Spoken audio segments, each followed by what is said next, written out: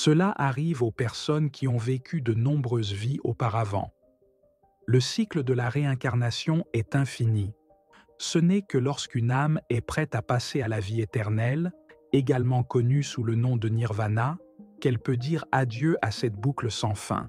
Le but le plus élevé de chaque incarnation est la croissance personnelle et, avant tout, spirituelle.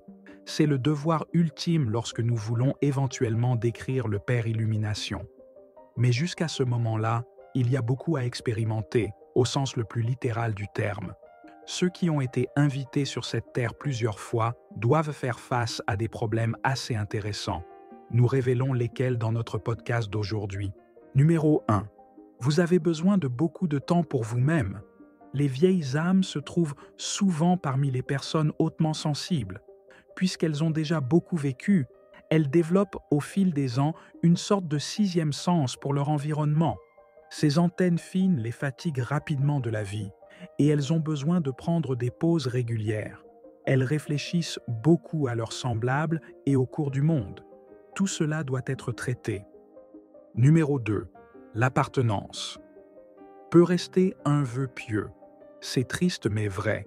Les vieilles âmes trouvent finalement très difficile de s'intégrer dans le monde dans lequel elles ont été réincarnées à nouveau. Elles se sont senties différentes depuis l'enfance et ont du mal à s'orienter. Pendant un certain temps, elles se blâment même elles-mêmes, bien que ce soit principalement des perspectives différentes sur la vie qui les séparent des autres. Numéro 3. Elles voient le monde avec des yeux différents. Toutes les nombreuses petites choses sur lesquelles la plupart des habitants de la Terre gaspillent leur précieux temps de vie ne sont rien pour les vieilles âmes. Elles ne se soucient pas des possessions matérielles ou des opinions des autres. Beaucoup de choses qui peuvent terriblement contrarier leurs semblables ne les affectent pas du tout. Leurs priorités sont différentes et leurs horizons sont beaucoup plus larges. Numéro 4. Un loup solitaire réside dans chaque vieille âme. La tendance à la solitude sommeille dans toutes les vieilles âmes. Elles sont, pour ainsi dire, programmées à un certain point pour vagabonder seules dans leur cercle. D'une part, elles ne s'adaptent pas vraiment nulle part. D'autre part, elles ne peuvent et ne veulent pas s'identifier à un monde rapide et superficiel.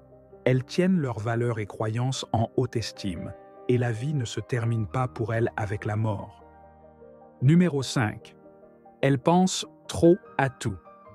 Les vieilles âmes sont des penseurs classiques. Tant de choses passent par leur esprit toute la journée qu'elles ont à peine le temps de traiter leurs expériences. Non seulement leur propre vie est constamment soumise à un examen critique, mais elles s'efforcent également d'aider et de soutenir leurs semblables du mieux qu'elles le peuvent. Numéro 6. Elles sont rapidement mises dans une catégorie. Nous, les humains, sommes malheureusement assez rapides à étiqueter, catégoriser et préjuger. Les vieilles âmes peuvent en chanter les louanges. Peu importe d'où elles viennent, elles sont rapidement considérées comme étranges, excentriques et d'une manière ou d'une autre différente. Ce sort frappe pratiquement tous ceux qui ne se laissent pas emporter silencieusement et sans bruit par la masse. Derrière tous les types alternatifs, anticonformistes et peut-être même inconfortables que nous rencontrons, de nombreuses vieilles âmes peuvent se cacher. Numéro 7. Elles sont ridiculisées pour être trop bonnes pour ce monde. Malheureusement, de nos jours, les personnes au grand cœur sont également comptées parmi les marginaux et les excentriques. Ce terme a presque muté en une insulte, ce qui ne reflète vraiment pas un témoignage vivable de notre civilisation. Les vieilles âmes entrent également dans cette catégorie. Elles sont perçues comme naïves et crédules, facilement exploitées et, en général, beaucoup trop bonnes pour ce monde. Probablement, tout cela est même vrai, mais comme chacun de nous, elles doivent jouer la main que le destin leur a distribuée. Numéro 8. La solitude est leur compagne constante. Être seul n'est pas toujours un choix entièrement volontaire. Les vieilles âmes se retrouvent souvent dans des situations où elles sont profondément tristes et pourraient presque désespérer de la vie. Alors la solitude les rattrape, ce qui est malheureusement une partie fixe de chacune de leurs réincarnations ultérieures. Numéro 9. Elles se distinguent. Toujours d'une manière ou d'une autre.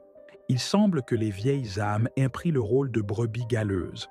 Elles se distinguent toujours, peu importe où elles se trouvent et ce qu'elles font. Mais leur nature et leur caractère ne sont généralement pas exactement de nature facile d'entretien ou câline. Elles aiment apparaître en tant que leaders, activistes et formateurs d'opinion et ne se retiennent pas lorsqu'elles critiquent le système, la société et leur direction. Numéro 10. Elles se sont rarément vraiment comprises. Vivre en tant qu'outsider est le destin de chaque vieille âme expérimentée. La plupart d'entre elles gèrent assez bien cette existence parce que, profondément en elles, elles savent que persévérer en fin de compte en vaudra la peine. L'expérience la plus belle pour les vieilles âmes est donc de rencontrer leurs semblables. Seules ces personnes les font se sentir comprises. Elles n'ont pas à s'expliquer ou à élaborer sur leur connexion spéciale avec l'humanité et la planète. Ces rencontres sont magiques et rendent les vies répétées supportables. La vie ne devient pas plus facile à chaque fois que vous la vivez. On pourrait penser que les vieilles âmes ont finalement compris comment vivre sur cette planète. Mais apparemment, c'est exactement le contraire.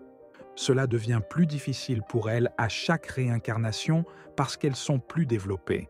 Néanmoins, elles doivent entreprendre le même chemin de vie ardu, encore et encore.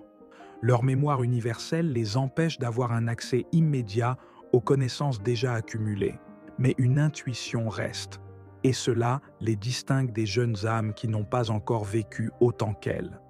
Chaque vie, considérée individuellement, devient plus facile avec les années. À la fin, nous saurions comment mieux gérer le début et le milieu, mais à ce moment-là, il pourrait être trop tard. Les vieilles âmes doivent miser chaque vie si elles veulent entrer au paradis. Le cycle de l'infini les envoie dans un voyage merveilleux, mystique et unique. Cependant, ce n'est jamais facile.